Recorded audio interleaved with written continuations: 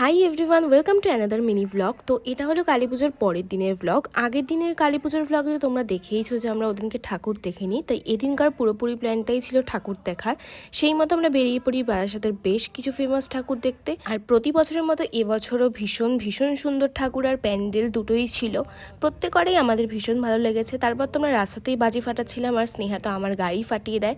তারপরে আমরা চলে যাই খেতে, কারণ বেশ খিদে পেয়ে গেছিলো। কিছু যদিও বেশি অর্ডার করিনি, মকটেল আর স্টার্টারই অর্ডার করেছিলাম। দেন ওখানে বেশ কিছুক্ষণ আড্ডা দিয়ে ওরা আবার রোল খায়, আমি যদিও খাইনি।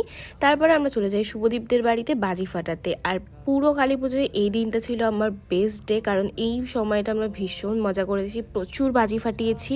আর আমরা যখন বাজি ফাটাচ্ছিলাম প্রায় রাত 12টা মতো বাজে, মানে বুঝতেই পারছো আমরা একসাথে থাকলে এরকমই পাগলামি করতেই থাকি।